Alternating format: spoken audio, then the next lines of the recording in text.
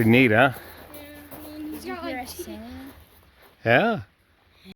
We're here at Phil's house on the right flank or east side of the river fire here near Colfax, California. It's another story of survival of his house right here. He was right on the edge of the fire, but Phil did a lot of things to prepare his house I want to show you, but one of the few things that he's done that not a lot of people know about is he applied Phos-Chek fire retardant, the exact same fire retardant that the tankers drop, you can buy at Home Depot and use it around your house. 1 gallon of Phos-Chek and 4 gallons of water, mix it up into a 5-gallon sprayer and go out and spray around your house. And Phil had just enough time to run about 2 sprayers worth. But you can do this, you don't have to wait until a fire comes before you apply this. You can apply this product anytime throughout the fire season and it will stay in effect on the material. But however, as new material continues to fall out of the trees, that material is going to need to be treated as well. So let me show you around and show you what Phil did here to help protect his house. The ingredients in Phos-Chek include ammonium phosphate, diammonium phosphate, diammonium sulfate, monoammonium phosphate, and then in the aerial application they add clay and gar gum to help with the dispersant of the retardant after it leaves the aircraft. Of course, you don't need that in the household version. So the phosphates and sulfate salts are what give you the fire retardant capability of this product on cellulose material and, of course, act as a fertilizer once the fire danger has passed. Again, like Jonathan and Carell, Phil had an even much larger setup to plan on having a water source to protect his property. He's got this huge tanker from an old railroad car, and he fills it with drain water that comes off the street above, and then he's got a pump to deploy in the event of a wildfire. But of course, during this wildfire, things moved so fast that he did not have time to deploy this system.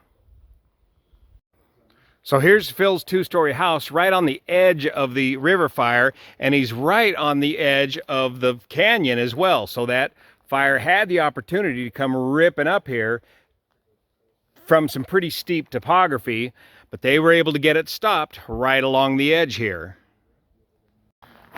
So no damage to the house or structure. First, before I show you about the Phos-Chek, I want to show you about some of the preparation he did well in advance of the fire to the property itself. So long before the fire came along, he had all these trees limbed up and he had quite a bit of the smaller trees taken out.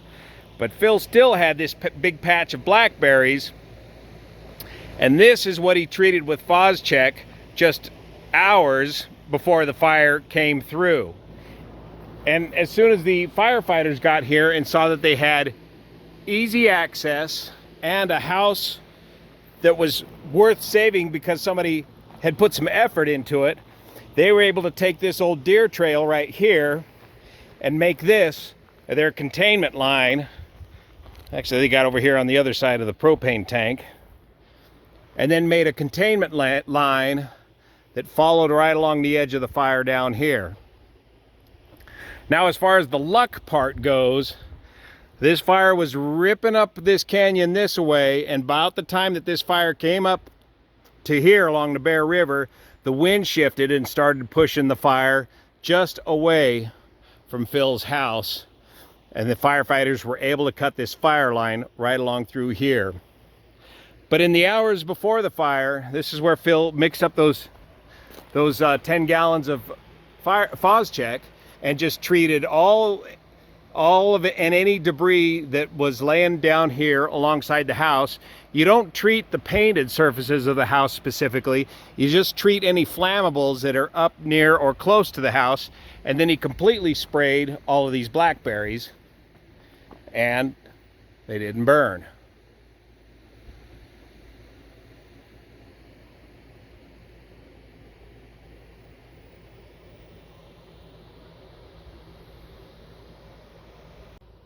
And right down there is the bottom of the canyon where the fire continued well along that direction.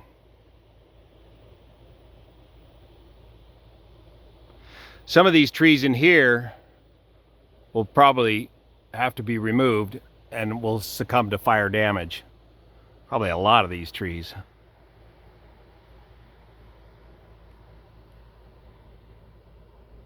So Phil was able to treat for just a little bit of time before conditions got much too dangerous. The flame lengths, as you've seen before, are much too tall. As this fire grew close, he was forced to evacuate and had to abandon any further efforts to treat the property.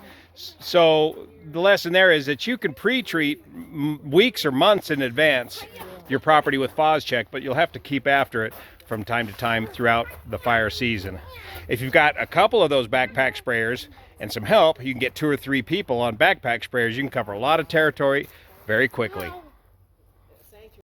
When it came time to bug out, Phil was convinced his house would not survive the fire, but it did. And he's back here living today, getting along with his life and cutting down some more trees.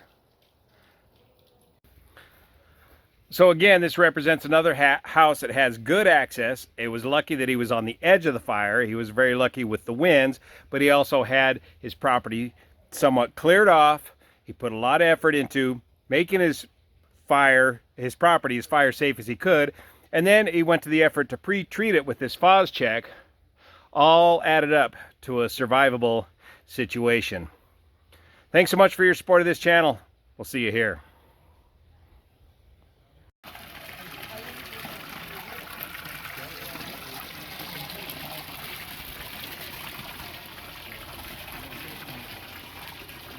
Back in the day before welding was really well set up, you had to rivet all these joints together.